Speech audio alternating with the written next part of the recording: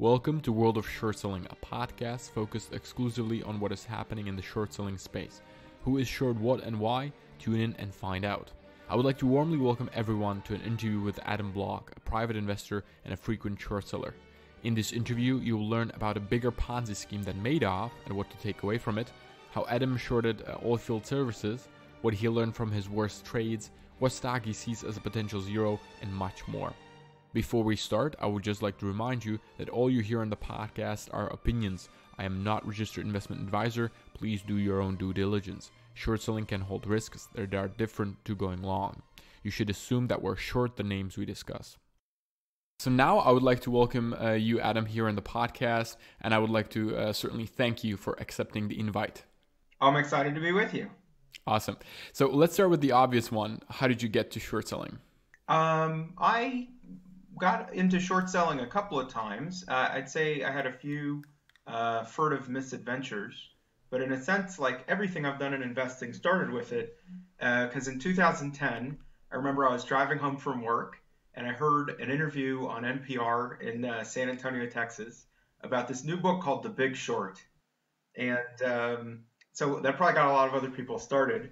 But so I remember I kind of like turned around and went to the bookstore and bought it. And I devoured the book in a couple of days. And so that book is about people who make the transition from value investing to short selling, and capitalizing on the financial crisis. And none of them really would have been short sellers. I guess maybe Steve Eisman would have, but none of them would have been considered short sellers a year or two before the big trade that they did. So after that, I was interested in long value investing. It was a great time, 2010 and 2011.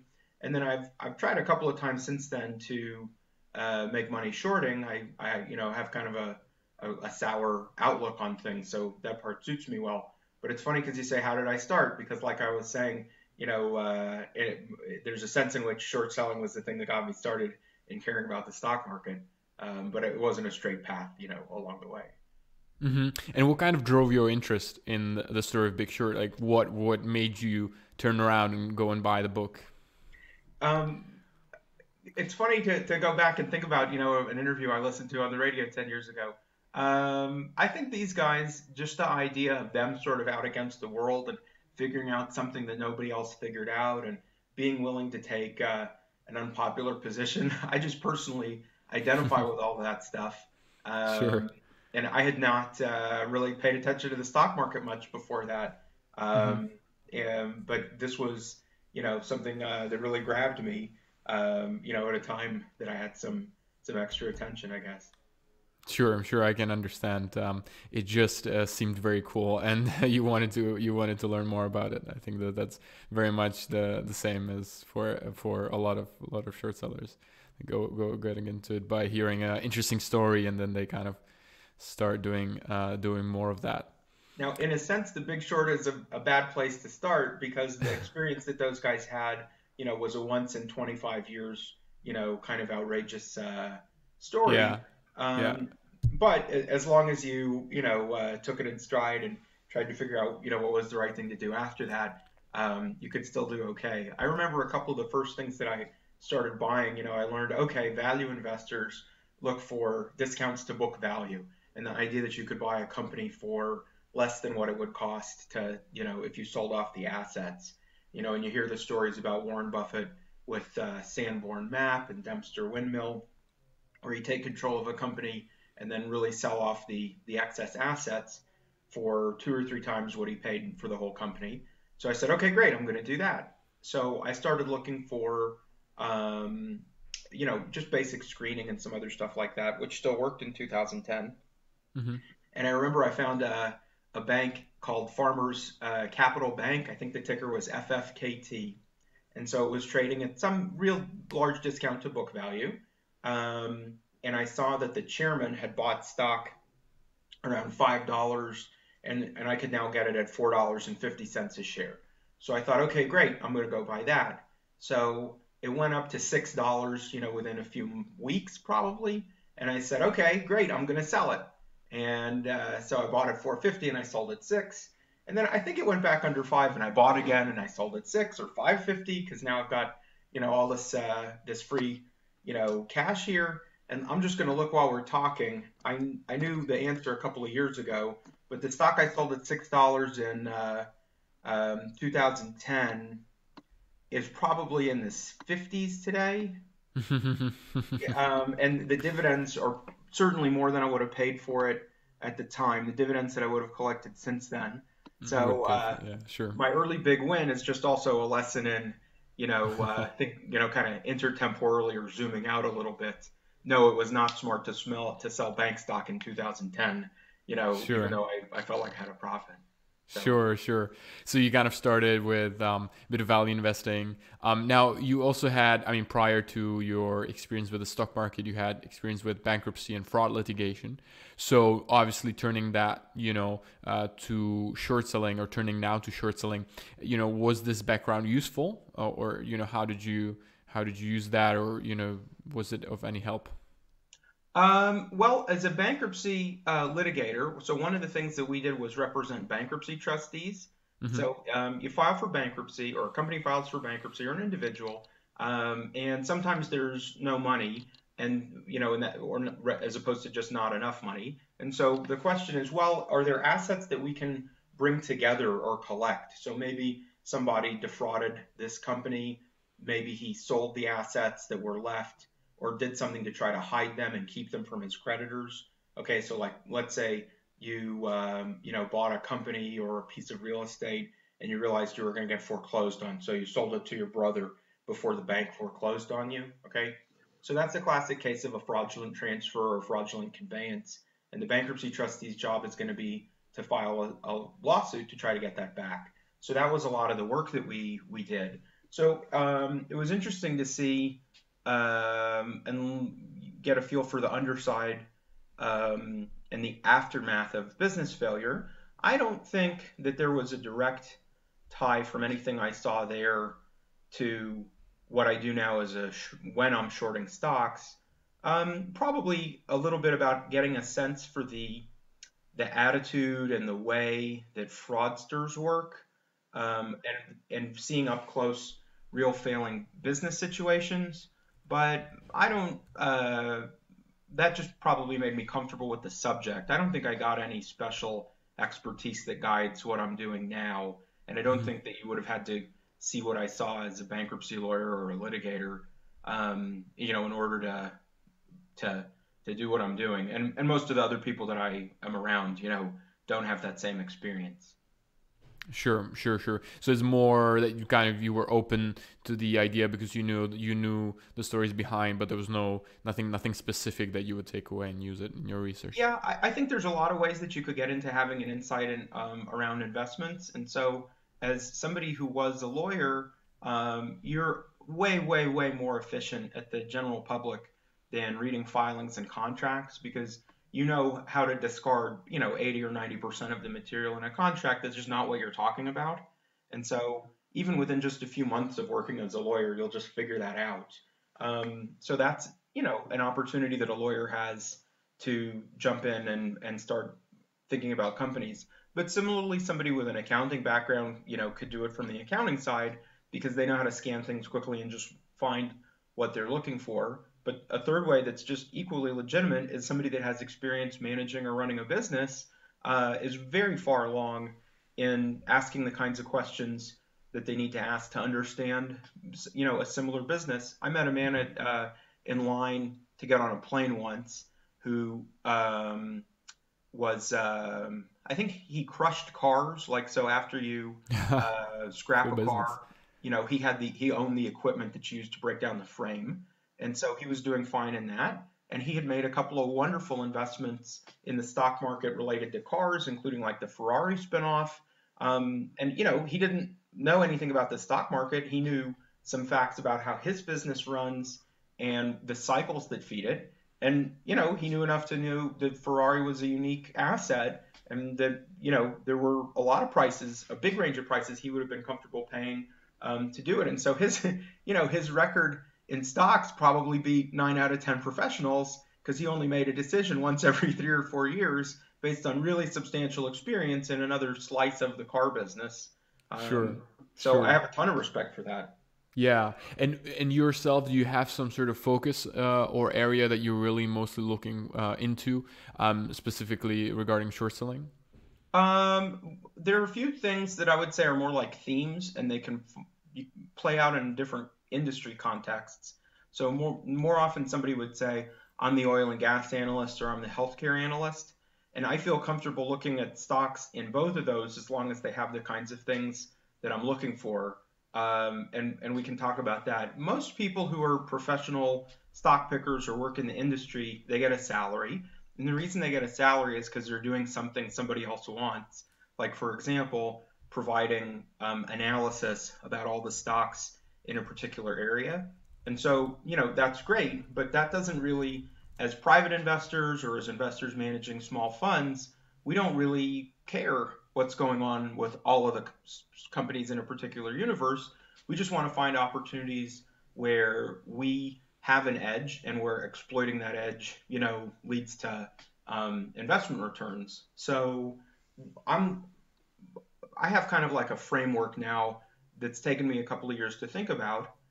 Is this a good time to talk about that, or should I Yeah, respond sure. to? I think it's a good transition for sure. Yeah.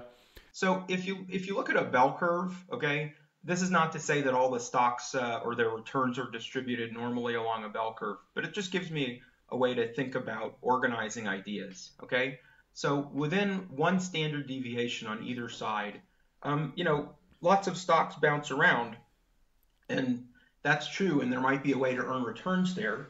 But I would call 9 out of 10 things you'll not 9 out of 10, 7 out of 10 things you'll hear about the stock market as sort of one standard deviation ideas. And so when Hmm. people talk about earnings misses or earnings beats, or when they talk about fund flows and sector rotations, all those things might be true, but I would identify them as sort of like one standard deviation ideas.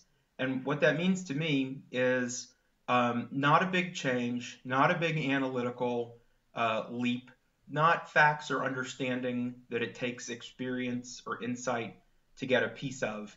And the results might be real and they might be meaningful, but they're also probably not that big. And it would be surprised if you got a 25%, bump in or decline in a stock based on one of those kinds of things.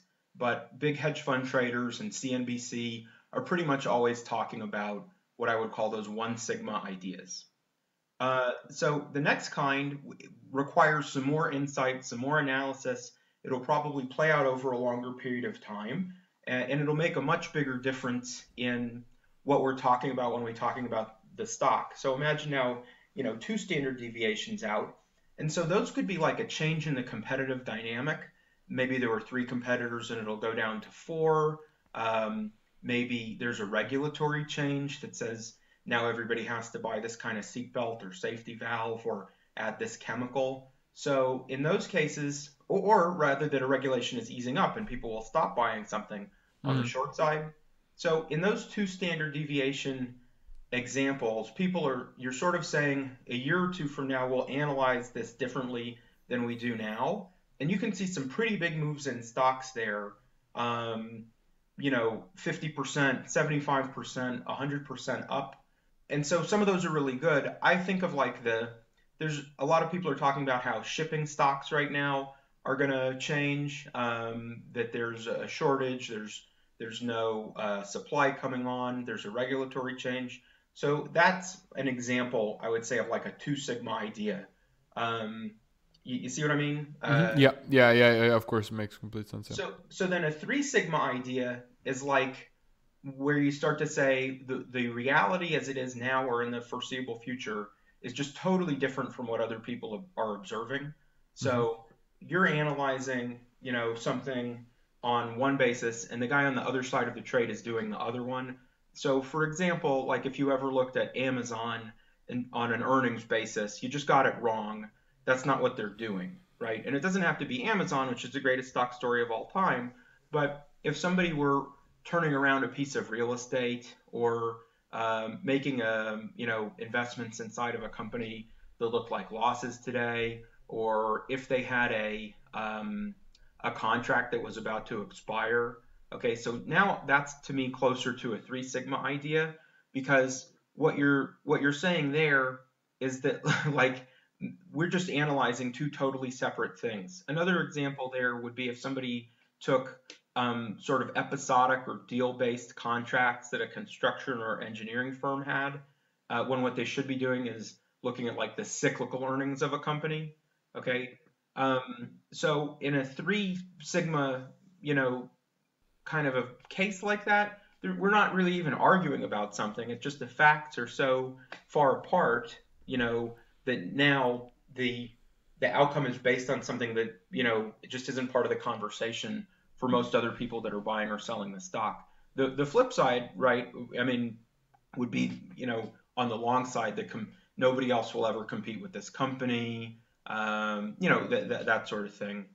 Or it's been a while since I had a long idea that I liked that much that I would have called a Three Sigma idea. But so that's where I'm comfortable now, is looking for things when the facts are the kinds of things that I think I can understand, where you get to the conclusion where it's just like, wow, what's really going on here is very different from what people are talking about in the stock price.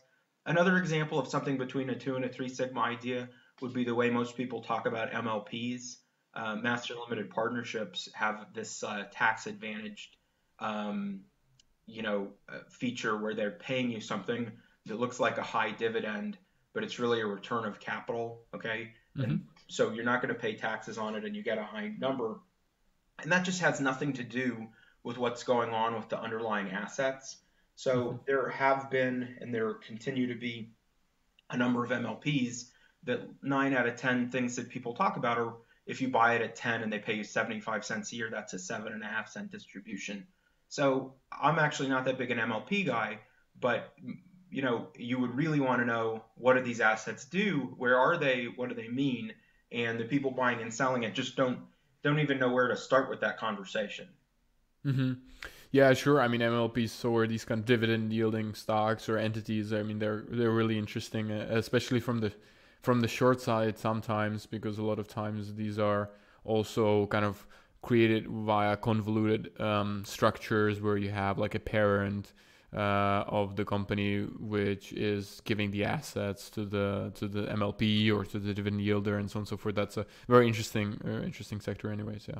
Yeah, and it's just one thing that bothers me about MLPs and the way most people invest in them is sort of the definition of investment ought to include something about foregoing current benefits or current consumption in favor of future longer, greater consumption.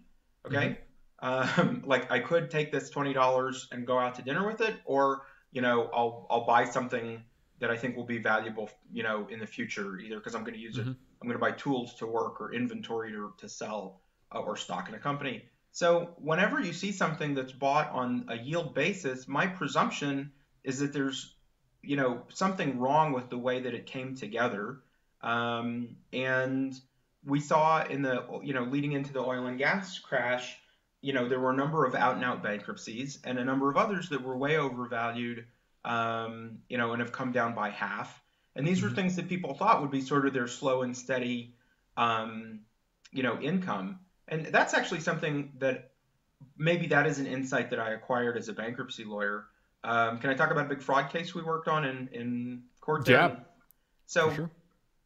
A lot of people would think of the biggest fraud that happened in the United States, and one of the big, stories of the 2000s as being the Madoff situation. But much, much worse than that was a situation called Stanford International Bank. That's really, it was. I'm just gonna give a quick note. I've never heard about that. It's really been, so you've messaged me about it, and that we might talk about it, but I've never heard about that, and that's been really interesting because I kind of pride myself in knowing quite a few fraud cases and so on and so forth. And so this has kind of slipped under the radar for me. And it's been great to kind of read up on that. So please go ahead with the story. I'm going to get the numbers wrong here, but just for a question of scale, Bernie Madoff took $40 billion from investors over years, and he marked it up and told them that it was worth $80 billion. And then by the time he sued everybody that took out money, they recovered, let's say, $35 billion and gave it back to people. Okay. So it's sad if you gave him your money in 1990 and thought that it was worth, much more than that, but then you got back 90% or 80% of the money you gave him in 1990. Stanford International Bank, on the other hand, took in like $8 billion of money from investors and spit back out less than $1 billion. And another thing that happened is that many, many small investors and savers, I don't even want to call them investors, I want to call them savers, lost huge amounts of money with Stanford International Bank. And the story of how that happened is not only undertold, but provides a lot of insight. So this guy, Alan Stanford, created something that was supposed to look like a bank and sound like a bank. And he went to the island of Antigua, and he either bought a bank charter or he said that his bank was headquartered there. And then he said that he was knighted by the island of Antigua. So if you're an American, all these things are kind of plausible, right? Because we know that there's offshore banking in the Caribbean. And we know that many of these places are somehow related to England, and England is a place that has knights and titles like Sir. They sound plausible, but the problem is they're not true, right? So there's banking activity in Bermuda and the Bahamas and the British Virgin Islands, but there's no banking activity on the island of Antigua, right? So there are no other banks there. It's not a center for financial, stuff going on. So that should have been the first thing if anybody were investigating this. The second is, they have knights in England, and some of those knights move to the Caribbean, but no one in the Caribbean can make someone a knight. So the island of Antigua has a parliament, and that parliament passed a special statute to say we're making this guy a knight because he's taken all the money that he got from fraud in South America and in the United States, and he's spending it in Antigua. Okay. So, but nobody would have been paying attention to these things, for a while until it was sort of too late. So what Stanford did is he had some legitimate operations, but his illegitimate operations were really sort of the point of all this. So we only got involved in 2009 when a receiver showed up and took over everything. And this was when I was working as a lawyer.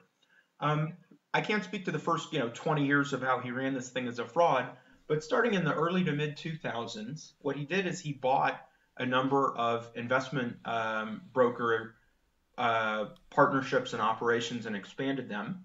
And so what happened is you'd have like a 3-person office that had been successful as like brokers at Raymond James or Merrill Lynch or Edward Jones or something. And so they might have tens of millions or even hundreds of millions of client capital invested across a prudent mix of mutual funds and individual stocks and all that stuff.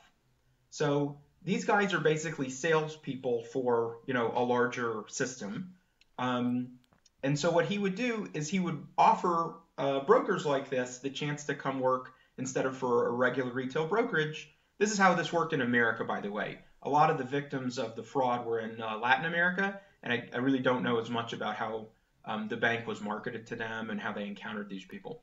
So he would take this brokerage group, and so they'd come over with 100 million of client assets, let's say, and those client assets were invested appropriately in 60-40 stocks and bonds or whatever, and these people would have 10% cash. Okay, so when the clients of this investment group would come over, there'd be 5 or 10 million in all the client accounts in cash. And so you can hold cash in a bank account, you can hold it in a brokerage account, you can buy treasury bills, or you can get a bank CD. But basically, most people would consider all those things cash. It's going to be right where you left it as soon as you needed it.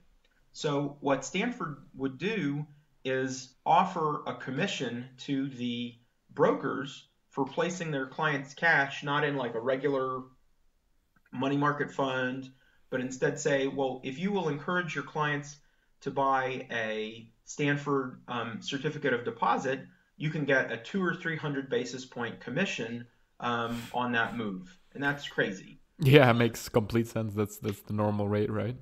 Right. Well, so that's a question that really ought to reflect poorly on these people's judgment, would be to say, why am I getting this kind of commission? The commission on a mutual fund, a mutual fund with a load might have been 5%, and a no-load mutual fund still might be, 0.5% or something that'll eventually work its way back to the broker. Okay, so that's a good business. But the commission on holding cash or buying a bank CD should either be nothing or it should be, de minimis. It's hard to remember back to 2006, when people still earned interest rates on savings accounts. Okay, but The long history. right, long past. you can read about it in a book about Warren Buffett. So, Sure. but what would happen is you'd say, okay, well, a Bank of America, 5-year CD offers 4%, let's say. I don't remember what the number is. But then they'd say, oh, if you take this Stanford International Bank CD, certificate of deposit, we'll do 6% or 6.25%, right? So that sounds pretty attractive. Why not go for an extra 250 basis points on your cash? And then what we're not offering you a stock deal or an MLP or some other exotic instrument. We're telling you it's a CD, and how much more is it going to pay you? A nice amount more. So nobody's going to go run around, the country club or whatever and say, I can't believe how rich I'm getting on these CDs, right? You're just going to feel this little hedonic benefit of getting larger and larger, interest payments for the time that you own it. So in that sense, it worked a lot like Madoff, who I don't believe, I'm not an expert, but I think he said he was doing 12% a year and was consistent over time, right? So if he had said he was doing 20% a year with compounding, he should have been the biggest hedge fund manager on Wall Street in a pretty short period of time, and that would have attracted much closer attention to what his returns are like. So if you lie about it and you only say, I'm doing a medium amount better, then you've just totally changed the nature of that conversation, right? So these people were sort of lulled to sleep and suckered into something. So of course he didn't have a CD that was charging, that was able to provide them with a higher rate. He had just a big Ponzi scheme, right? So he's just recruiting, more people's assets into it and giving them back a small amount of money at the time. And it sort of, those brokerage commissions, the amount that he was raising, none of these were outlandish enough, to really get anybody's attention. And it had this, verisimilitude, right? This appearance of being truthful enough to get people going. So. And to actually do it for 40 years or so. I don't think 40 years. I think he was up and running for more like 20. I don't remember that much about how he started, but the real heavy fraud period, is the last 10 years, especially when he's there are some allegations that he started in the 70s already, but that's so basically whatever have you, just a long period of time that shouldn't happen. But of course, because he was not outlandish so much then. Well, he was outlandish in Bermuda, and he did things to sort of look and act like a billionaire. And so then when people would say, this is one of the funniest things, right? It's sort of like fraud on a fraudster or honor among thieves or whatever. And so people would say, well, wait a second, a Bank of America CD is only 4% for this term, so how can you do 6 or 6.25? And they'd say something like, well, offshore banking, wink, wink, right? And so that's not a reason. That's an intimation that we're doing something related to financial fraud or playing tax games or whatever, but it's like a believable, wink, wink, right? So people would say, oh, that's why I don't have to do more due diligence, or that's why their results should be different. And that's really like the worst possible answer, right? Yeah, sure. So now we were talking about Stanford. I mean, when I was mentioning the 40 years, that was Madoff. Yeah, that's right. Sorry. Anyhow, we met a number of people who the law firm I was working for had their CDs at Stanford International Bank, and so one kind of legal client and victim of the fraud were people who had 10% of their assets in cash, and so that 10% cash assets went to Stanford. But what was really sad is there were people who took their entire life savings, right, of $500,000. And they said, oh, well, I'll just take these CDs and buy a ladder of CDs because it's all the income I need, and it's safer than any other investment that I'll make. So it was really sad to see that kind of result. I don't think there were any Madoff investors who had 90% of their wealth, in Madoff, but you definitely found that with Stanford folks. And then the legal, I don't know if the Stanford receivership has been closed yet, or if it was in like the last year. So this thing lasted for 9 or 10 years. and the lawyers who represented the receiver um, really charged the most money and turned over the fewest assets to victims of any large fraud I'm familiar with. And it's just the most disappointing outcome that could have happened. Now, we tried to make other recoveries for clients, but the guys who were appointed by the court to take care of people who couldn't take care of themselves really did not get a good result. So So what are the learning lessons in that sense for you in Stanford? I mean, just to also mention, I checked it out today. There was 21,000 clients for Stanford versus like 5,000 clients with Madoff, and so that gives you an idea of the average deposit, especially if we're talking about $8 billion divided by 21,000, then 40 billion divided by 4,000 or something like yeah, that. there So were definitely people that lost, tens of millions of dollars with Allen Stanford, but the typical U.S. client, is probably much more of the high end of what we would think of as like an upper middle class. yeah, sure. Somebody definitely with extra assets, but not people who are fabulously wealthy or so a few of the lessons, I guess, would be that people are much more like or are very susceptible to being fooled by a sort of like slow and steady process and lulled into something. Um, and So anyhow, so that's something that concerns me about MLPs. I'm not aware of any MLP management that is just taking money with one hand and stealing it or burning it or whatever. So it's not the same kind of problem, but the investor finds himself in the same situation of letting his guard down and being attracted to something that's slow and steady. Hmm. And so even when there are MLPs that absolutely go bankrupt and destroy all of investor capital, but the people who were lulled into investing in them think, how bad could it be? They're just promising me a 6% return, right? Hmm. So I think that was one of the biggest visions, of how that came together. Sure. So since you beware of your dividend yield, that's the main lesson, I guess.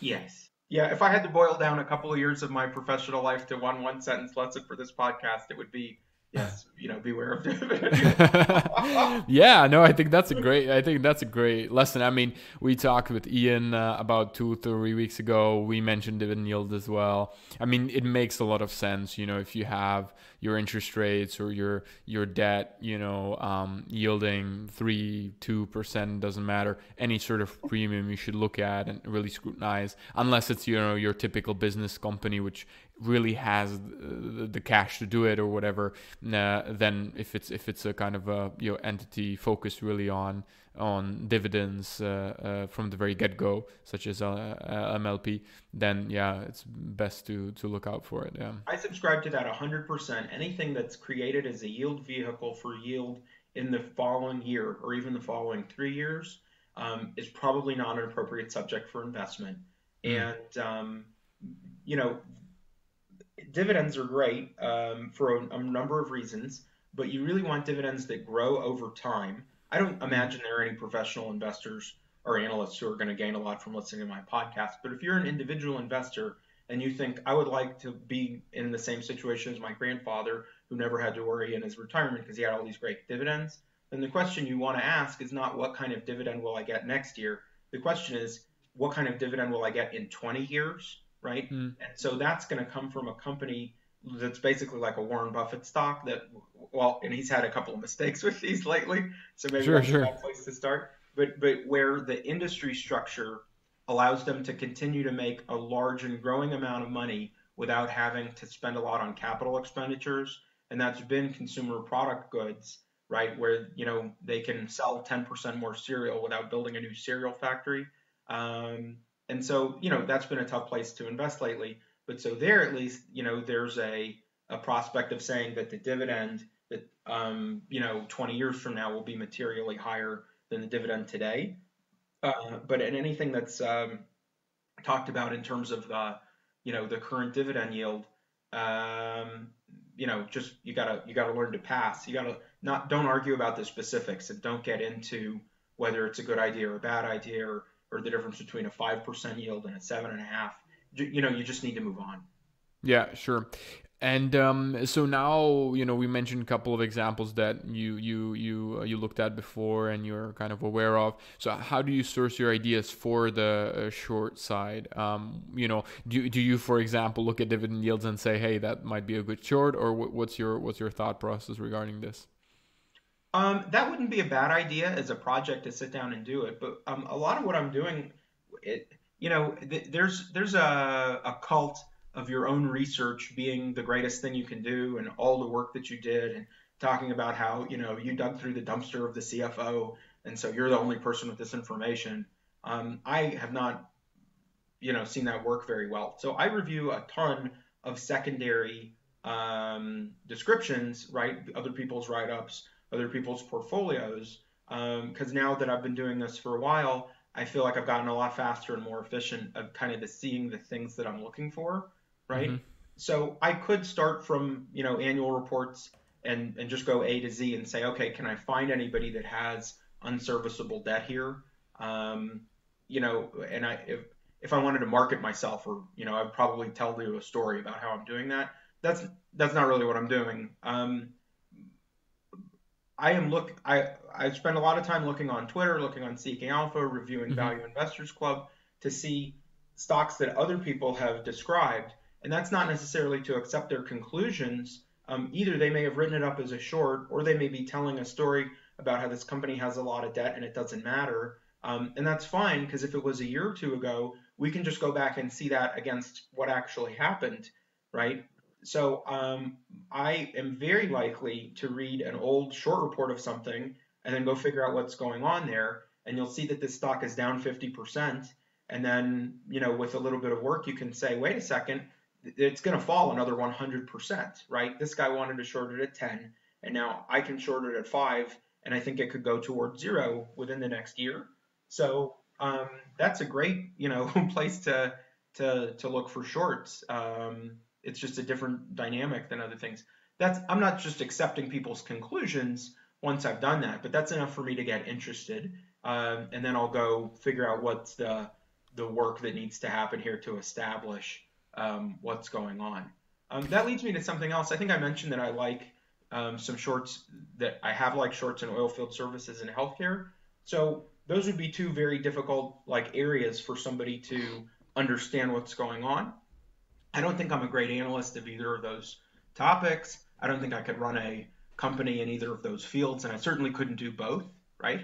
But they both provide this opportunity to look for unserviceable debt. Okay, it'll just never get repaid, and so that's like something I'm very comfortable shorting, and that's something that I think is relatively straightforward to evaluate. It might take a little time to see what's going on with the company. And so both of those topics, healthcare, former healthcare roll-ups, and everything in oilfield services have an interesting common thread about where that unserviceable debt came from. And so this opportunity, or these kinds of opportunities, won't continue forever, but it just tells a real interesting story about what's gone on in financial markets over the last 10 years. Um, with the rapid expansion of U.S. oil production and fracking, the oilfield services companies that owned fracking equipment had a 4 or 5 year run where they could charge high prices, and they could order new equipment and have it leased up, instantly, and charge high prices, right? So once you have an idea that keeps going, then why not borrow a whole bunch of money to keep it going longer, right? Um, so you had highly indebted oilfield services companies, and most of them had to file for bankruptcy in 2016 or 2017. A number of them came out of bankruptcy and continued to have debt, right? So that debt is now going to move towards not being repaid a second time. In the US, a large corporate bankruptcy, which is a reorganization, the legal rules for this are under Chapter 11 of the Bankruptcy Code. So you can say a bankrupt company is in Chapter 11, right? That's just a colloquial way of saying it. So a company that filed for bankruptcy 2 or 3 years ago, and it's going to do it again, as a joke, we say now they're in Chapter 22. So oilfield services is seeing some 22s, and basically, if you look back over 5, 6, 7 years, you saw, okay, well, they were profitable or they were growing at least, until 2014, and then they went bankrupt. And so then in 2017, when they came out of bankruptcy, there was no argument to be made that their services were now profitable or that they would have a lot of cash. It was just that, well, if these assets used to support a billion of debt, certainly now we'll be okay with, 500 million, just for example.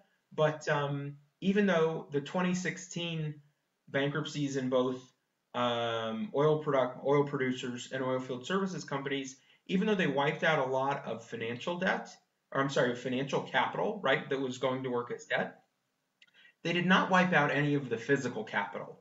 So these wells and these leases still existed and were ready to be drilled. The frac equipment was still there. And so this is just a fascinating lesson, and it deserves a bunch of case studies or its own book. In a bad industry, right, you don't have a choice but to keep going with your bad industry, right? So as capital allocators or investment decision makers, you can take your $1,000 out of oilfield services and put it into, SAS, software as service companies or whatever. But if you're the CEO of an oilfield services company and you have, 100, frac rigs or something, the only thing you can do, right, is either frac, something, okay, go put them to work, or you could try to sell the whole business, or you could try to sell the assets. So if you're a public company CEO, there's just no, chance that you're going to try to sell everything, even though that's what you almost certainly should have done, because you and all your competitors are just going to continue to lose money in this oversupplied business as far as the eye can see. And so once you have that insight, which is not an original insight, right? I'm not so smart that I figured this out on my own. Everything that happens in the industry is wrong. Okay, nobody will ever get it right, and no matter how hard these people work, they will just never get out of this hole. So I did it nicely in a couple of oilfield services shorts, and I bought options that also helped increase those returns, and I can talk about that sometime. But what I really should have done a year ago was to realize that all of these that the sector was about to be so bad that there was the opportunity to sort of focus, recruit some capital, and create like just an oilfield services only short opportunity, or Sure, okay. yeah. So hopefully we'll get another one of those in a couple of years. I don't know where it'll be. Yeah, sure. I mean, it changes, but there's always something to short. Yeah, I remember you wrote up a article about basic energy services, which is essentially the same. I mean, which oilfield service company, and you wrote about them because they made a share repurchase program. Yeah, Basic is a great one. They Basic and Key, and there's a few others. So they're small. They have these undifferentiated service offerings, and they came out of Chapter 11 in 2017. Okay, at like high valuations.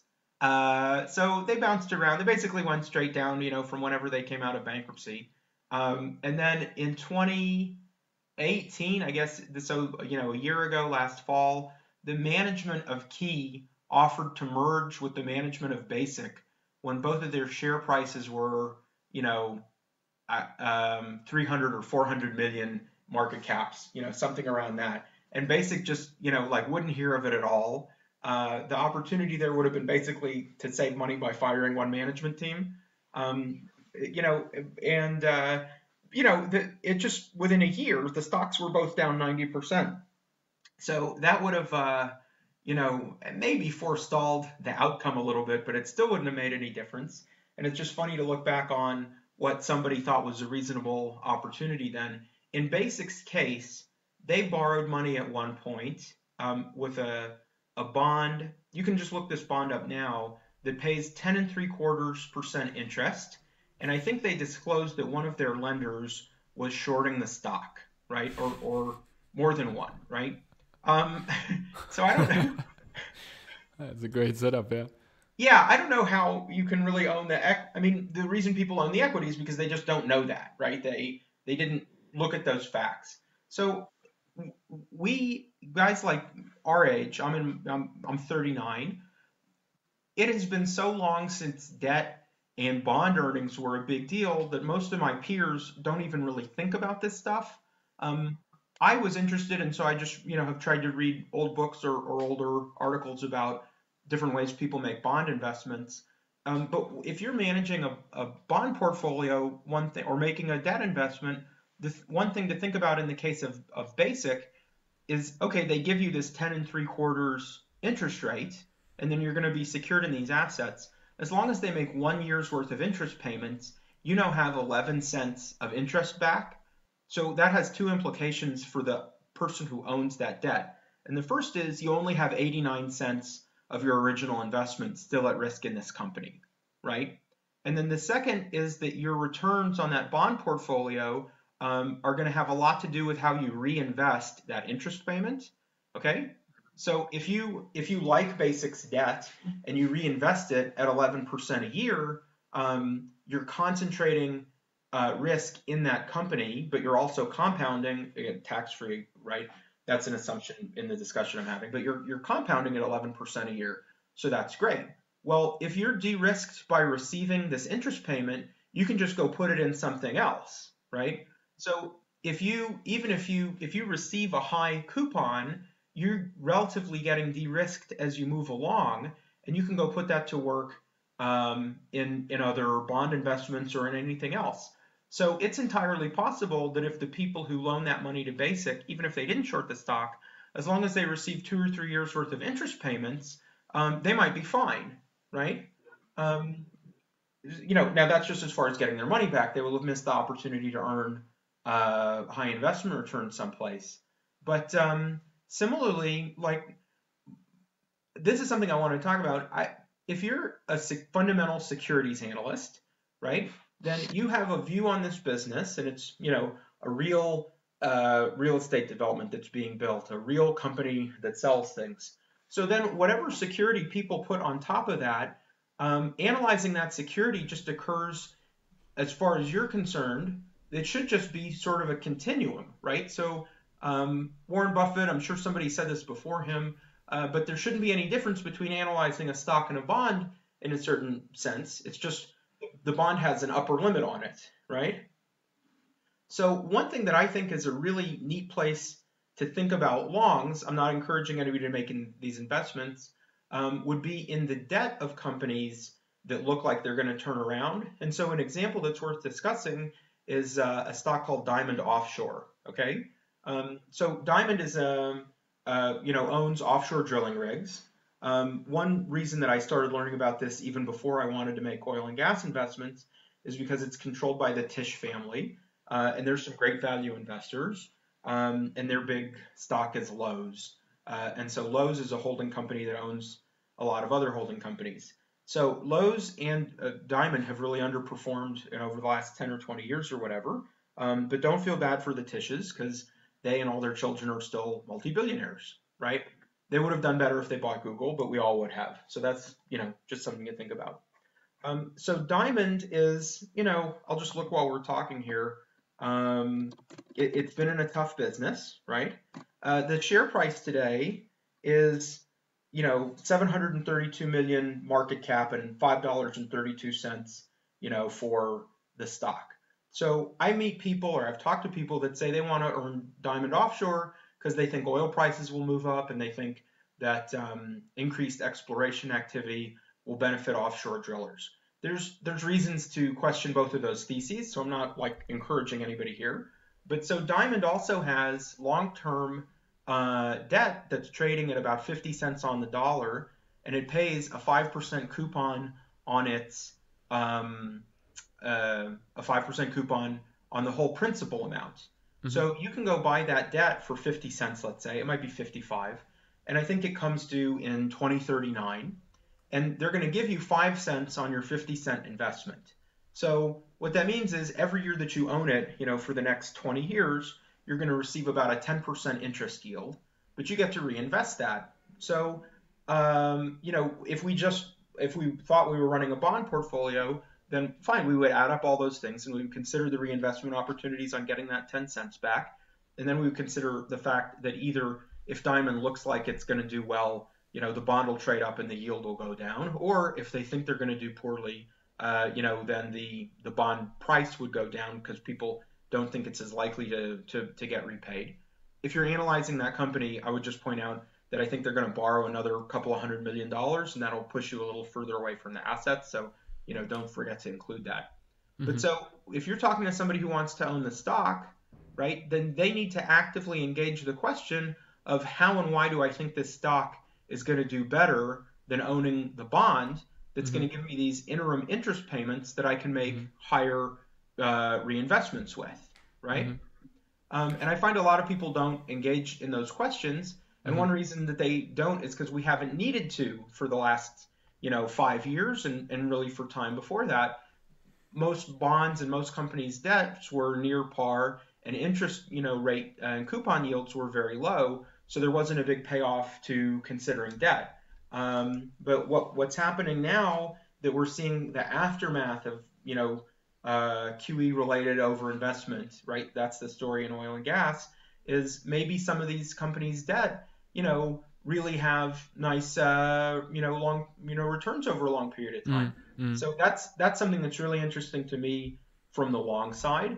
And Hmm. I hope I could either meet some other people who want to think that way or encourage somebody to look into that kind of stuff. Sure, sure. Yeah, I mean, it's almost like a kind of like, I mean, if you actually start shorting the stock, have you ever actually had a short position in a stock and that actually be long the debt or?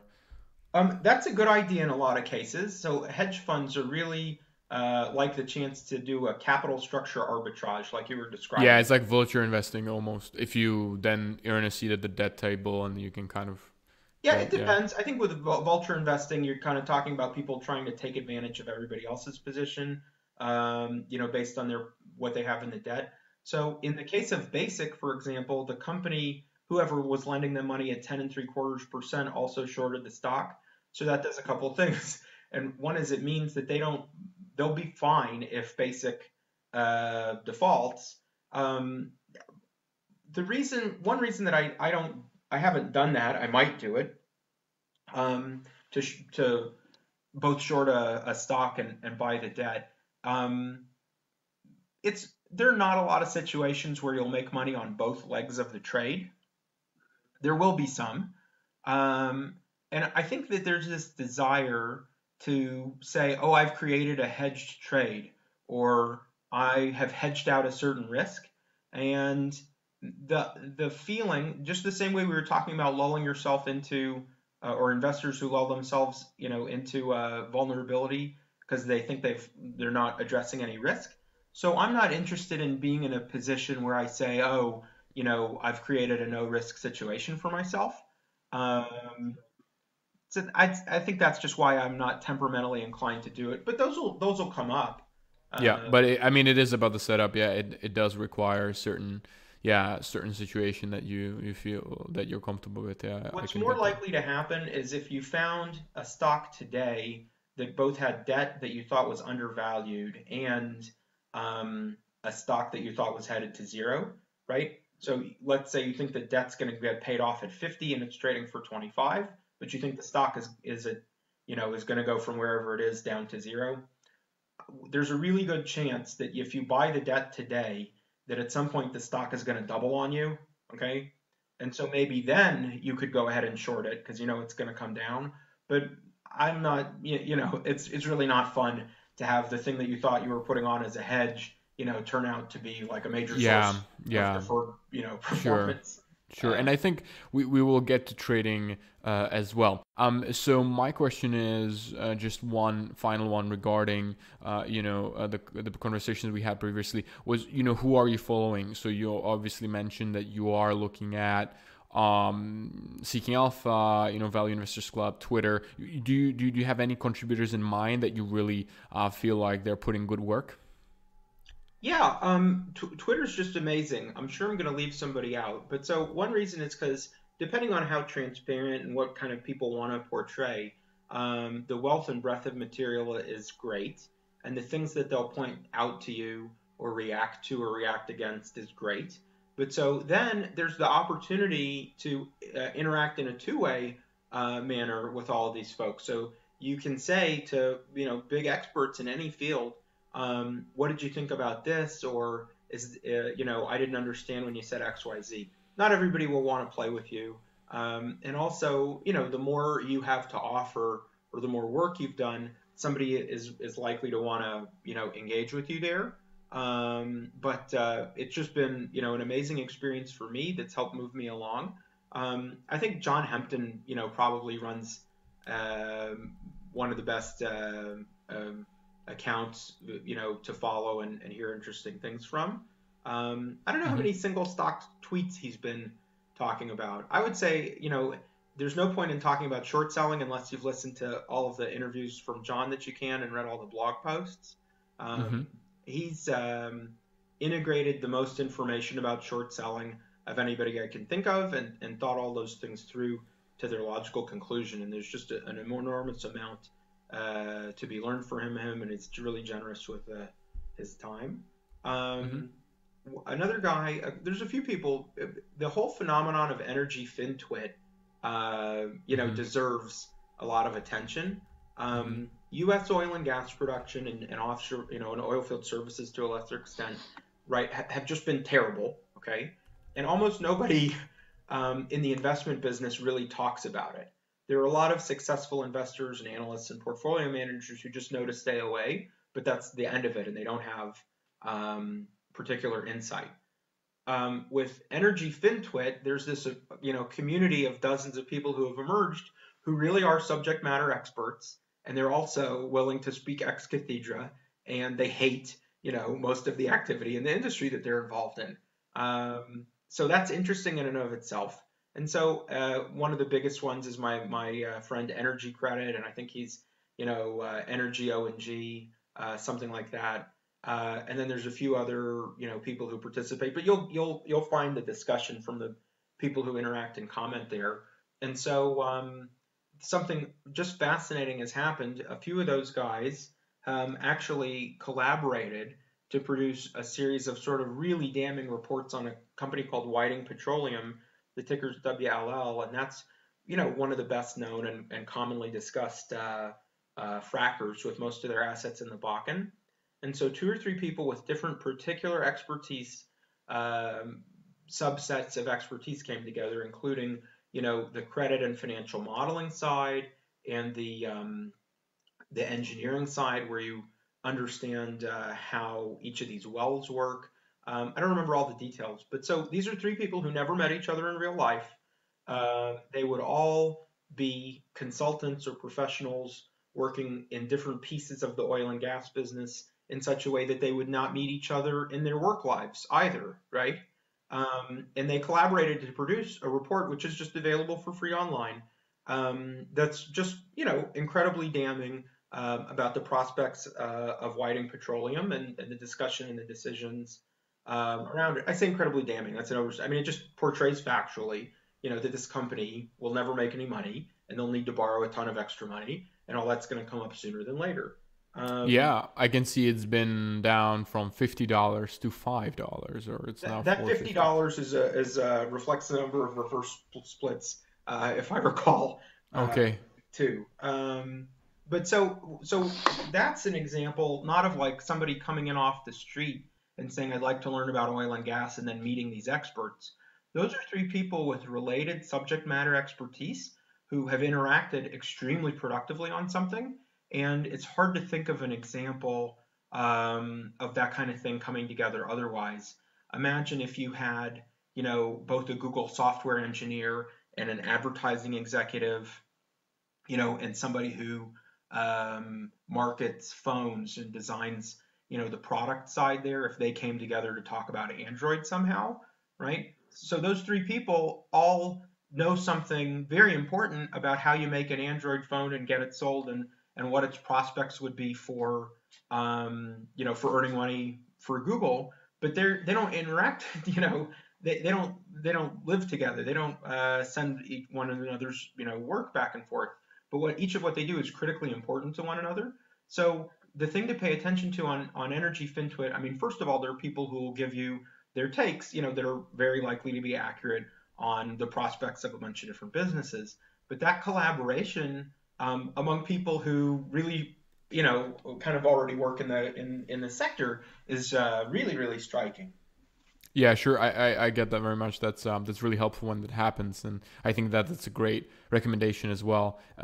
Since maybe it is a bit more under the radar for some people. Now, turning more to you, what are your best and the worst trades that you've done, and what you've learned from them, and from the short side mainly? Yeah, I've had some real doozies on the shorts, and let me a couple of examples. One is a stock called the Chemours, right, which was spun out of Dow, I think.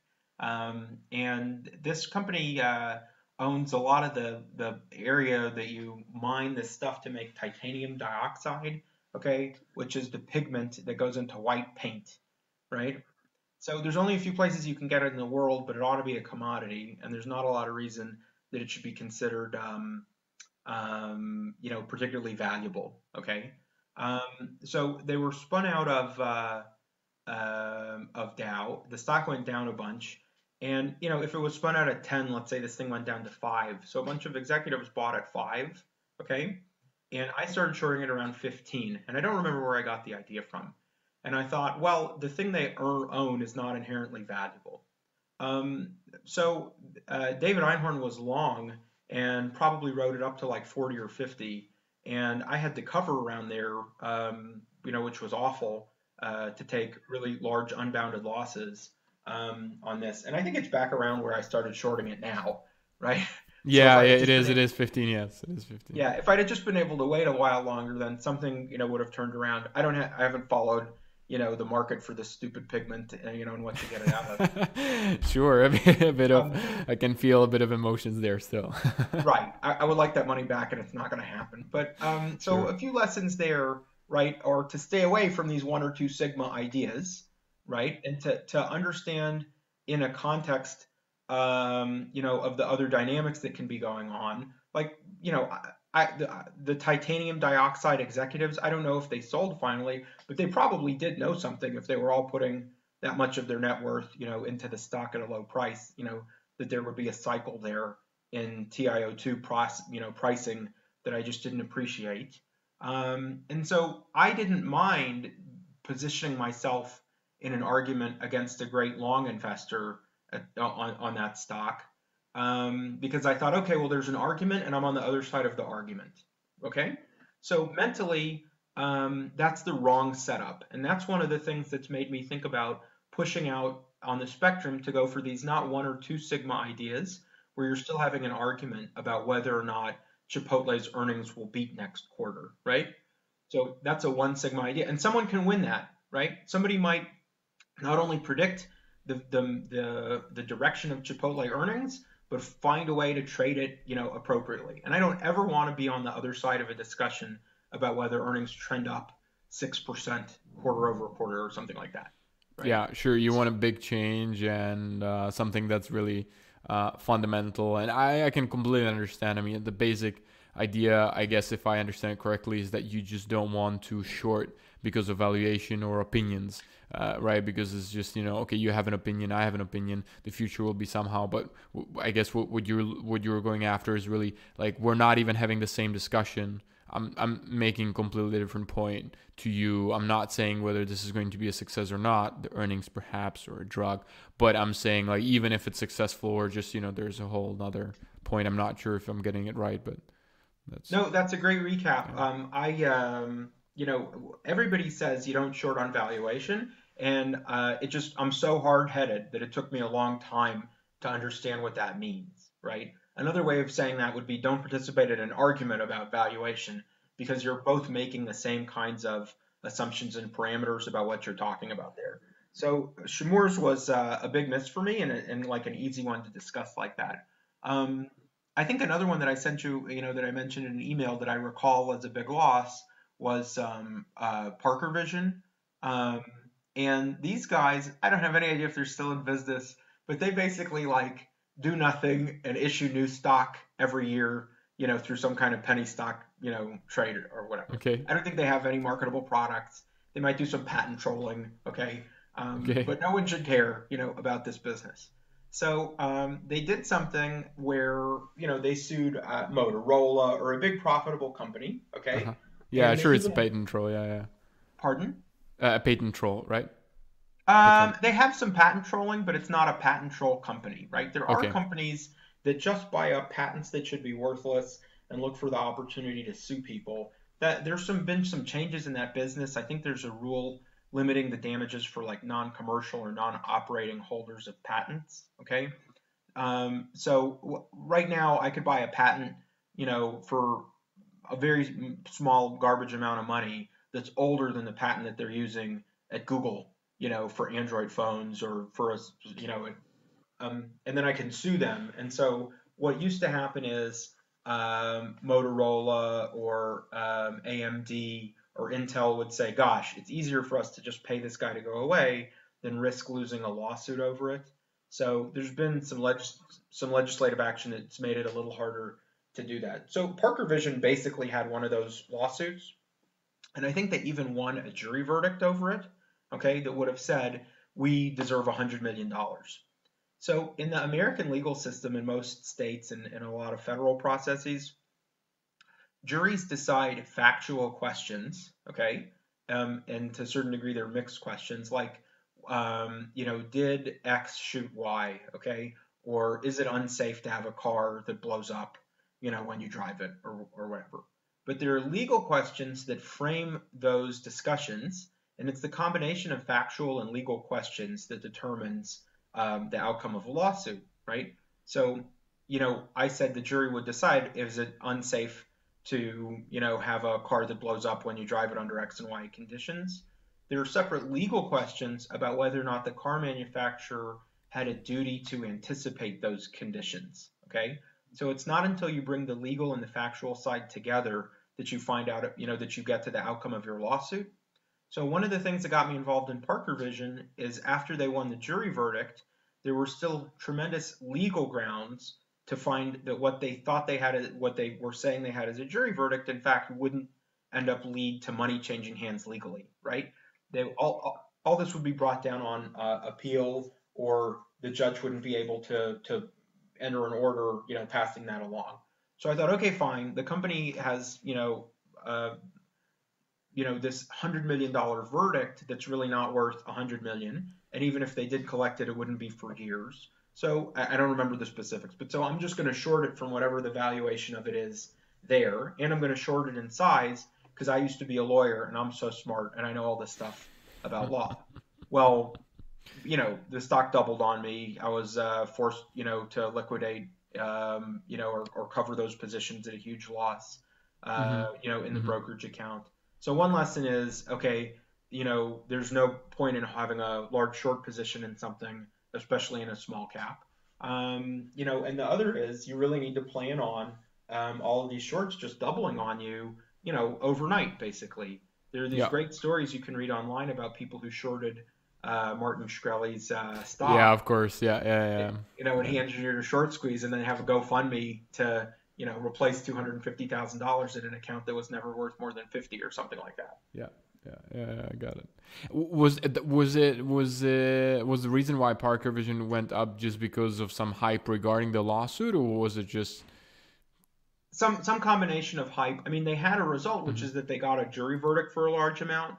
But something that I learned as, a lawyer is if you walk into a situation where you have a good lawsuit that's proceeding against a judgment-worthy creditor, a judgment-worthy debtor, right? Somebody that could really pay you, okay? So that could be a large company or a wealthy individual or whatever. If it doesn't look like you're going to win your lawsuit, you have this cudgel in your hand, which is that they might have to pay you a lot of money. So a really good outcome for you is to settle for a quarter or a third of the amount of money you're talking about, because that manages risk for them, and you don't have to have your claim, actually tested. Okay, so that's the situation that you start off in if you're a plaintiff there. Well, once you go to a jury, and this obviously works better in states where people are afraid of large jury verdicts, once you get that jury verdict, that's the largest number that your claim is ever going to get to. Okay? Mhm. So there are very likely to be reasons that the world's smartest appellate lawyers are going to be able to whittle that down from 100 million to 90 to 80 to 75, etc. Okay, and that's if it stands at all. There might be a lot of reasons on appeal or further briefing and legal argument that you get zero. So if you're a trial lawyer the day before the trial and you say, my clients deserve 100 million, then you have a big threat in your hand. But the day after a trial, when you get that $100 million verdict, you are now effectively playing defense. You'll never get a higher number than 100 million, and you should start anticipating things that are going to bring the recovery down significantly. So once you get into all those arguments, you might even end up settling the case for less than that jury verdict was, depending on how afraid you are of all that happening. So with that mindset, right, that's why I thought it would be a great idea to short Parker Vision. And it probably was a great idea just as a 1 or 2% position. I mean, eventually it went, I mean, now it's trading at 12 cents. So, and it's ODC. And yeah, I mean, so eventually you were kind of right. But yeah, of course, that. Right. So that's exactly right. And this is John Hampton is the one who says this most succinctly. And it really ought to be kind of the first rule of short selling, is all short sellers go broke eventually because of a large position size. Okay. And so everything else ought to be a corollary working down from that, which is to say, how can I never find myself in a position where I get blown out because I had a large position size? So one option, one possibility would be to say, okay, I'm going to figure out a way to use options. And another possibility would say, I'm going to have a very small maximum position. And that's just the end of the discussion. Because you won't be able to control the terms and conditions and timing of when a position moves against you and exposes you to that risk. So the only thing you can do is to say from the outset, how do I never ever get exposed to that? Yeah, no, that's I think that's a great point, and it maybe leads us to kind of a next question regarding timing and perhaps even a trading strategy. So how do you think about when you find something like Basic Energy, for example? How do you think about timing? Do you have any sort of process that you have once you start shorting, or what are your thoughts on that? And feel free to also talk about options if you're using them more than outright short. Yeah, Basic and Key are great examples. Those are horribly broke companies, and it should have been clear a year ago that they were horribly broke, okay? So everything we needed to know came up then. And I'm just going to, while we're talking, I'm just typing Basic stock price into the computer. The ticker is BAS, okay? And if we go back and look at what happened with it, I guess I got delisted, so maybe it's not going to come up here. Okay, so I hope everybody will just look at a chart with me, right? If we said on December 4th, of 2018, that this sounds like a stock to shorts, okay? I'm just going to look on Seeking Alpha. Maybe they'll have a price because Basic just got delisted from the New York Stock Exchange. So maybe that's why it's hard to look up the ticker there, okay? So I think they were around, yeah, you could have shorted it for $5.61 a year ago or $6 a share a year ago, okay?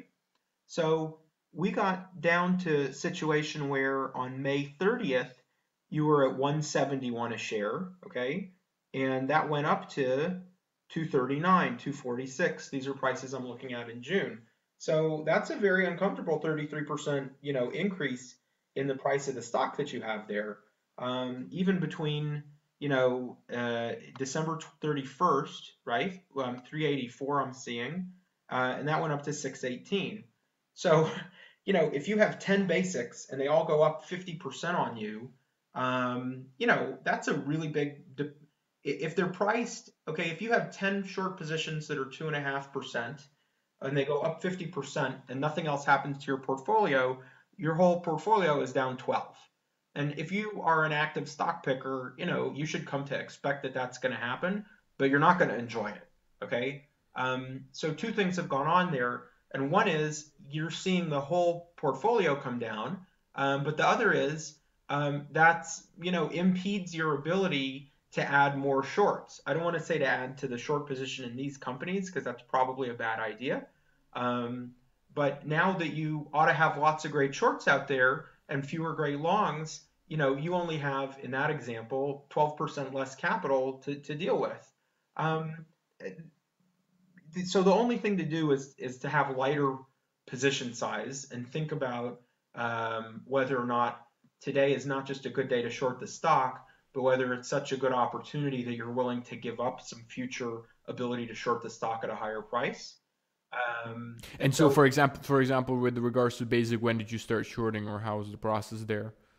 I shorted basic a few times, probably going, I don't remember being short at $5, so it may have only come up later.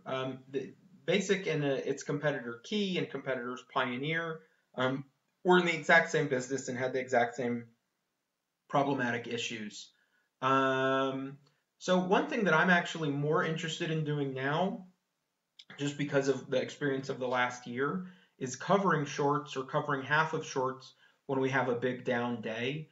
This is not a scientific process, what I'm about to describe, but I think yesterday, the market was down like 1.25 and volatility went from 12 to 16 or something. I don't know exactly what those numbers are, okay? So in recent experience, what's happened a lot of times is you get a big down, move, and then people realize that nothing actually happened.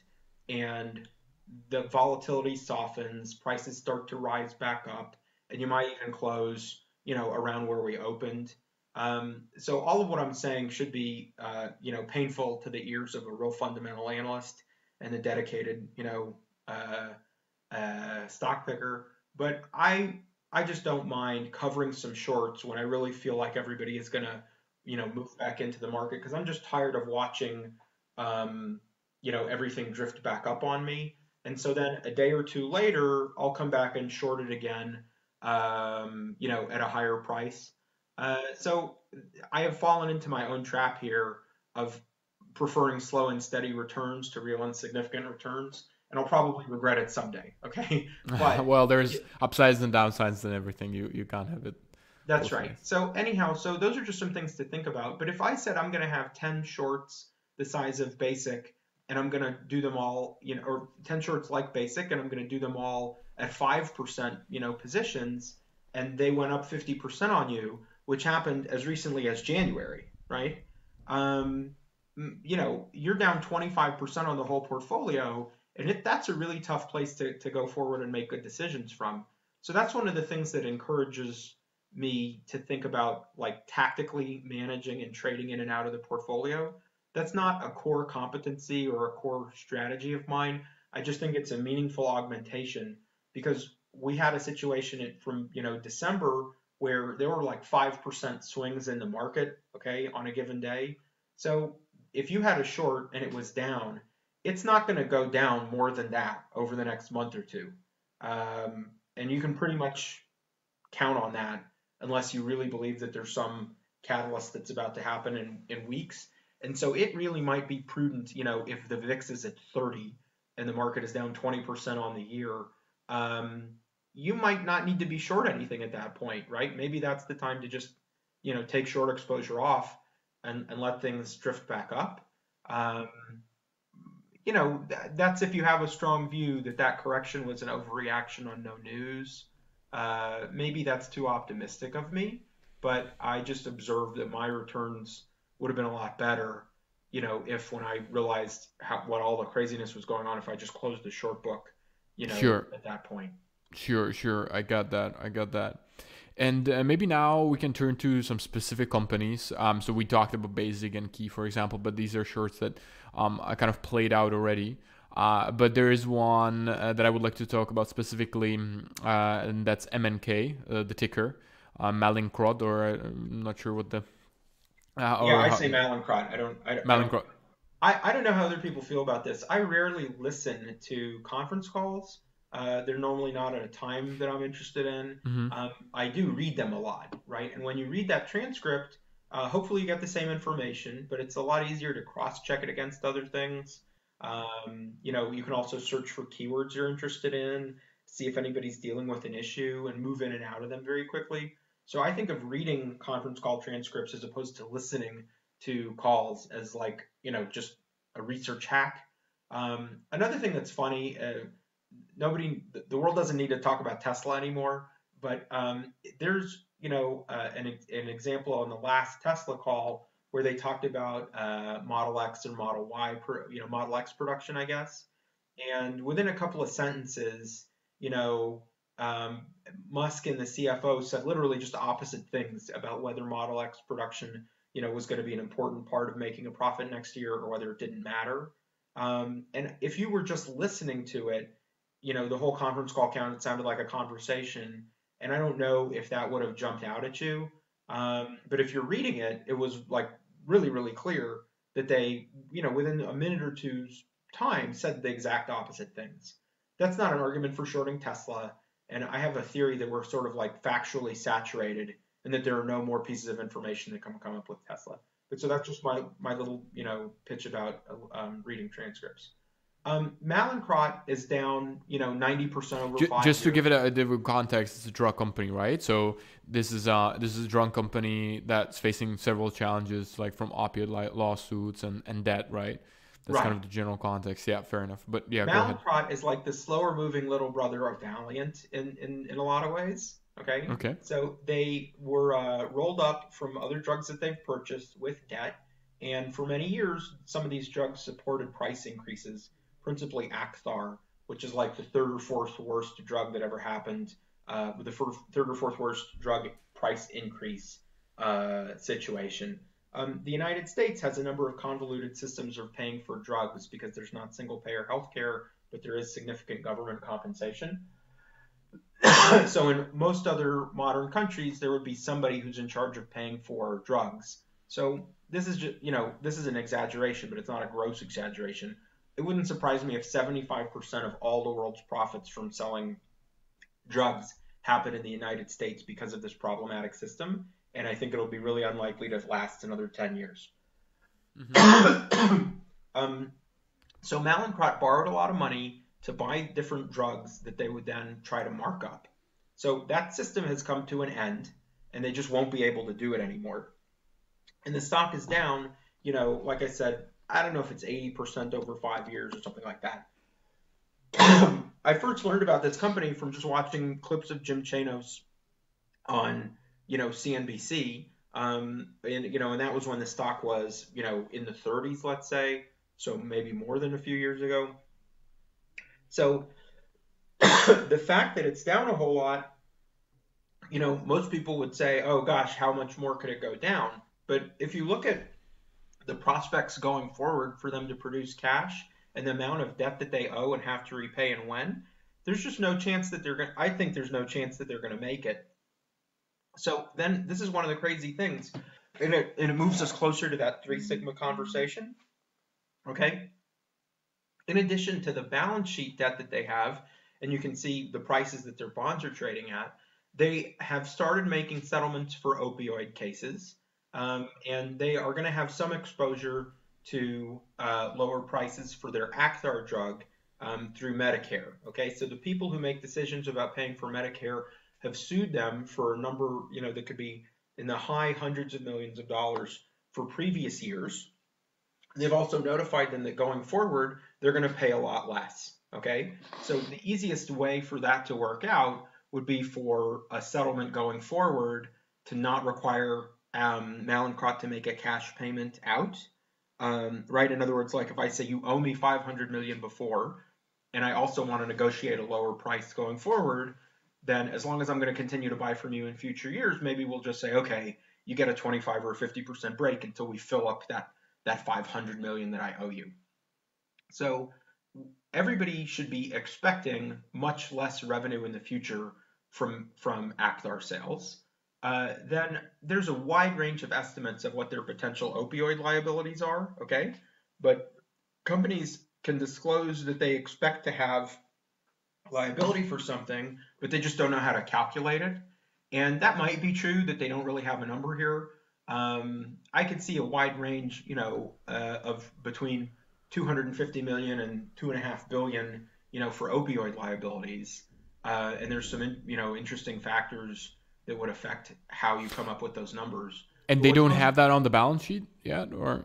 Yeah, it's just not a number they give you, right? So it's just actually legal risk, but they don't actually have they don't account for it on the balance sheet. Yeah, and so Okay. if we'll pull up the filings, I suspect that they say we anticipate, having Yeah. liabilities here, but Yeah. it's too difficult to calculate. Sure. So Got it. we know of one case where they've already paid a settlement, and it was 24 million in cash to the company, to the counties where Cleveland, Ohio is. So then I would say, okay, so the next step is to estimate what percentage of all of the liabilities, were collected in those lawsuits. So, Cleveland, Ohio is like 1.5% of the population of the United States. So do you say, okay, I'll take whatever that settlement was and multiply it by 60? Or maybe people in Cleveland are more likely to want to use opioids than people in other cities. Not expressing a judgment about Cleveland here, but so maybe you'll pick a number, no, a lower number like 30 or 25. So then, okay, you can come up with an estimate for what those liabilities are going to be. They won't be all paid out at once, so don't anticipate, just putting them on there that way. But that's a real liability that's happening, and we're not, once again, in that situation I'm looking for, we're not arguing about it anymore. You know, they settled this case, right, in September, I think it was. They actually wrote a check for this amount of money. Now, the structure of all of these lawsuits is some of them get heard first and some of them get heard second. And so you could also say, okay, well, that was just an example of the cases where, they're sort of worse off, and that's why it went to trial. And so you might be correct in saying that, but that requires, investigation and analysis and reaching a conclusion. And so they're still going to have a number to pay. So then one of the things that's super interesting is when you settle a case, you have to explain to the court why you think this is a good settlement.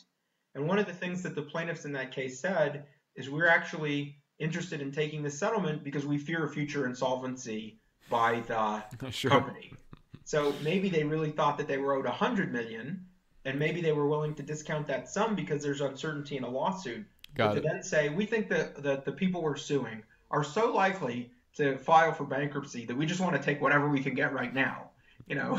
That's a pretty damning Yeah, go statement. long. Yeah, sure. That's a great argument. Yeah. So anyhow, so Mallinckrodt has, debt, once again, with like that debt view of what's going on in the company. I track bond prices sometimes on Interactive Brokers, and I just set up like a model portfolio. I don't buy any of it, but it's just like a watch list. But then there's also a free site that's run sort of like by FINRA and Morningstar together. And so, I keep a watch list there of debt of 25 or 50 companies or something. Many of them have more than one bond, and so sometimes I only look at one, and sometimes I keep up 3 or 4. So Mallinckrodt has debt that's due in April that was trading last week at like 65 cents on the dollar. So, that's if Mallinckrodt is in fact going to pay that off, right? That means you get a 50% return on holding that bond for 6 months. So you could say that would be an opportunity. Okay, well, I'm going to short, $1,000 worth of Mallinckrodt stock, and I'm going to buy one bond for 650 million. Let's say 10,000 and 10,000, because I don't think you can buy one bond, right? So if we get to April and they pay off the debt, then you made $3,300 on the bond, and the equity might move up, but it won't be, it'll ultimately go under 2. It's just will have moved up in the meantime. And so if they file for bankruptcy before paying off that bond, then you'll have a win on the $10,000 short of Mallinckrodt stock, and you'll just have a loss of a large portion of the $6,500 that you paid there. So you either have a pretty near-term return of, let's call that, you made 10 and you lost 65. So a $3,300 gain, on your short position within, say, like 3 or 4 months, or you'll have a 50% gain on the bond and you'll just be short a stock that you want to be short, but at a higher price. So that's one, way that this kind of a capital structure arbitrage could go if you wanted to do it for an individual investor. So I'm just short. I don't really want the risk that you have in those bonds enough, but it gives you some opportunities to play around with it. Okay, sure. And so you see several catalysts. First, then the debt, so April next year. and the lawsuits just kind of ongoing, I guess. Yeah, the they have a debt exchange going on, so they're offering you the chance to get a second lien bond that'll, you know, is more likely to be paid than the unsecured debt, and they want people to turn in their bonds due in April in exchange for that second lien debt, which is due, you know, in 5 years or something like that, and it offers a higher interest rate. That bond exchange was not going very well when they released the results of it in November. And I haven't really reached a conclusion as to why, whether that means that a lot of the debt is held by people who, you know, are really short the stock, or if there's people are anticipating something else going on there. But one of the things that I like, a little like catchphrase, you know, of mine is, you know, equity prices are an opinion, right? Debt is a fact. Okay, so this company will not exist, you know, 30 days after the maturity of that bond if they don't pay it off. So whoever, obviously the bond market can be wrong, like the stock market can be wrong, but there's no way around, you know, this situation. They might pay it off, right? Maybe something, you know, happens, but great, then, you know, let's go find our 50% return, you know, in 6 months, 5 months now, I guess it's December, if we want to own that. It's Anyhow, you think refinancing? I mean, okay, you mentioned you know, the debt exchange program, but you know, do you think that refinancing can be still done here so that, you know, it's a kind of a walking zombie? okay, a zombie company, normally we mean that they're like making interest payments and there's no debt due for a while, but there's no real business going on.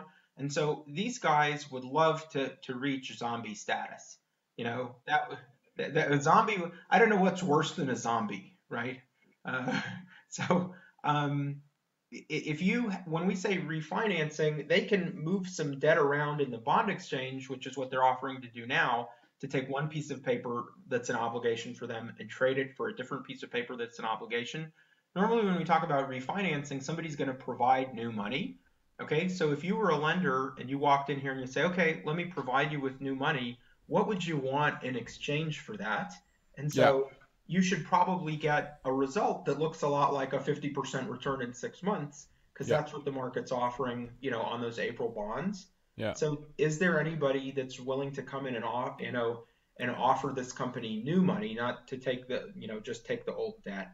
And the answer doesn't seem to me to be, you know, very likely.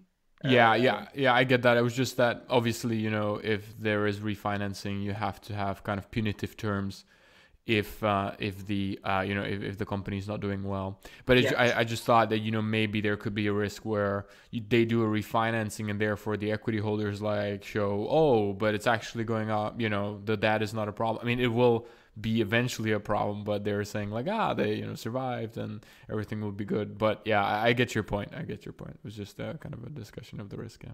Yeah, that does happen where bad refinancing terms come in, and the fact that the company isn't filing for bankruptcy, you know, gets people excited. So I think if you looked at a company called McDermott, um, you know, that's probably happened. I think that's MDR. I'm just looking right now. Yeah, I remember. Isn't it ONG as well, or something mining or Yeah, something like that? so they do construction and contracting and you know, and offshore. I just didn't kind of get my stuff together fast enough to short McDermott. But so in mid-November, you know, the stock got down to 53 cents a share, which might have been like a $75 million valuation or a 60 million, and it's at 82 right now. And the reason that it's at 82 is because they've gotten like more than one extension on the interest of an overdue bond payment. Yeah. Okay. That is not an acceptable long thesis, right? The money Yeah. they defaulted on, they just don't have to pay back for another 30 days. But the math or the market dynamics under which people were short and had to cover, you know, have driven the price from 52 cents up to 82 cents. So over a long, now a month ago it was, you know, 175 a share. So if you were short at 175 and it went down to 50 and now it's at 80, It's you're still still in a fine. good mood, right? Yeah. Yeah. Yeah. Um, Sure. but Sure. if you said in, you know, 2 or 3 weeks ago that, oh, $60 million market cap on this company that's clearly insolvent is too high, so I'll short it, then you're in a lot of pain right now. Yeah, I get that. No, I think that I think that's a great point. It's a great Orchid's example. paper, which I was short, last year, went from 75 cents to like maybe $2 again. I don't even remember, but it was crazy. They had, one of the worst possible quarters they could have had, and the stock still went up, more than 100%. So, what can Yeah, you do? there's always that risk. But yeah, I remember McDermott because actually on Seeking Alpha there is Henrik Alex, who's a contributor who's writing Right. a lot about that, and essentially he's just saying just keep your short on, like don't, like it's gonna go bankrupt, it's gonna go bankrupt. Essentially, it's all the articles, and I think when I first looked into it, I was like, wait, but the short thesis kind of already played out, and stuff like that. But he's like, no, it will go going lower, and of course he was right in that extent. So yeah, it makes also sense to just kind of I think keep on. McDermott has unsecured bonds that were selling for like 7 cents recently. And Oh, so, beauty. that's telling you something, right? And Yeah, and so sure, even sure. if you thought, they're going to pull it off, I believe in these McDermott guys, okay, for whatever reason, then great. You can be a bondholder and you can make, Yeah, 20 sure. times your investment easily, Yeah, right? Because your annual yeah, interest payments will be equal to whatever you got there. So yeah. there's no rational argument for To be being equity. long a stock that has debt trading in that big a discount, because you could just go ahead and own the debt and they're going to write you these nice checks, for interest Yeah, payments twice a yeah. year.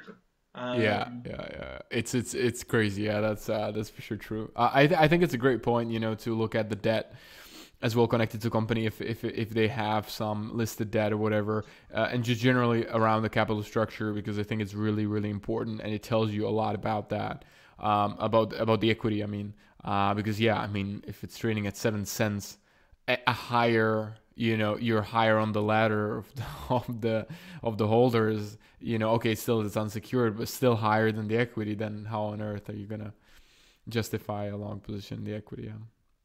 but it's literally irrational, right? If you compare A and B and what's supposed to happen there, it just doesn't, equal, on both sides of the equation. Sure. I have two last questions. The first one is actually about options. Do you have any sort of special strategy that you would employ, or do you really just do kind of like vanilla strategies, like okay, buy puts and forget about it, or do you have some sort of way of dealing with this? When I'm in a situation where I think it's one of those three sigmas, that I'm talking about, and I anticipate either the stock going to zero or a change of like 80 or 90%, um, Mm-hmm.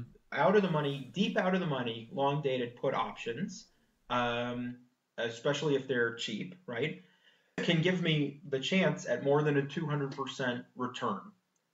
You can't do it with large amounts of money, so that's an issue.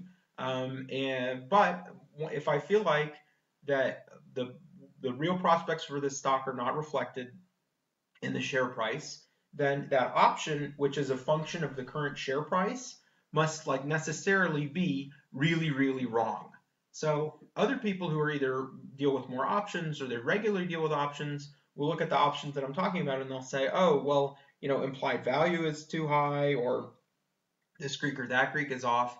But that's because they are looking at the option price reflects a mix of future expectations and what the stock price is now. So if I'm already willing to make the argument that what the stock price is now is just wrong, right, then that means that maybe there's an opening in the option. Um, so, that's been a source of great returns for me for a while. I don't think there's any options like that I'm buying right now. I traded them around a little bit with Beyond Meat, and that has not been a Or satisfactory. yeah, yeah, that must have been quite interesting. Well, I wasn't in when we were a lot higher than that.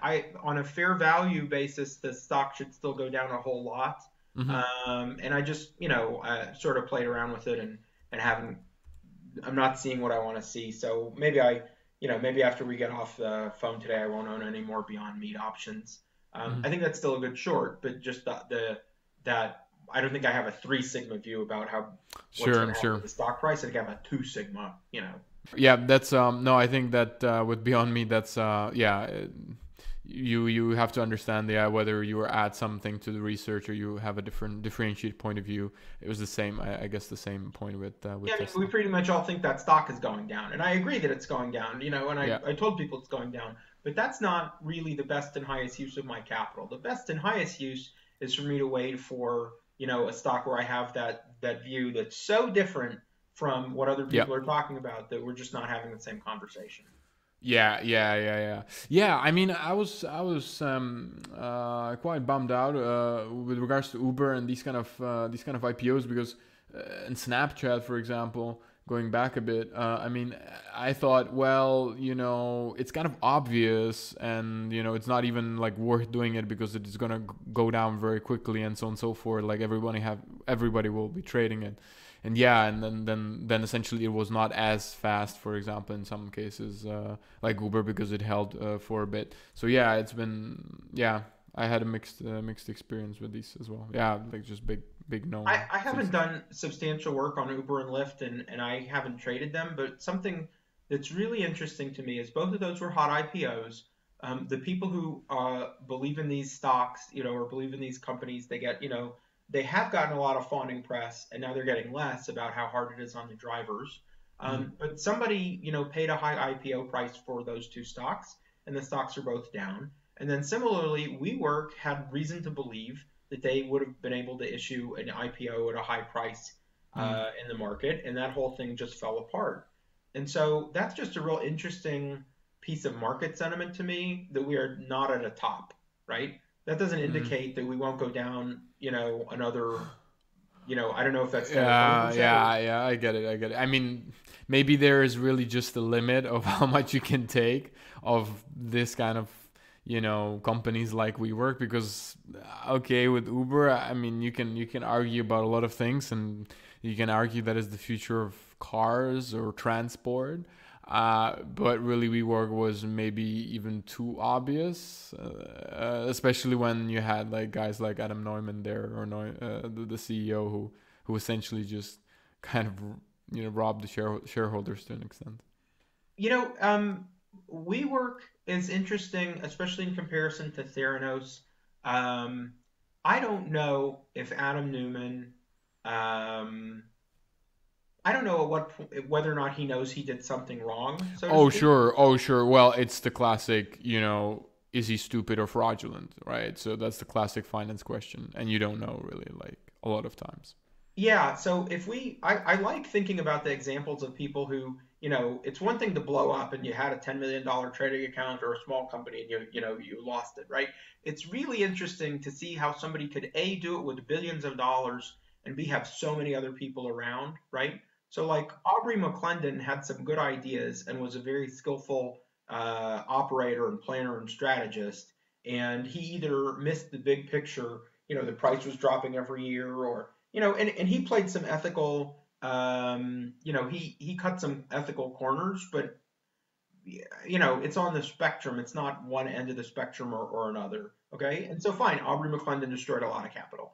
The Theranos, woman, there's no way that she didn't know every day that she's lying to people and doing something wrong, right? Like there's no, you know, it was so consistent and so far out there.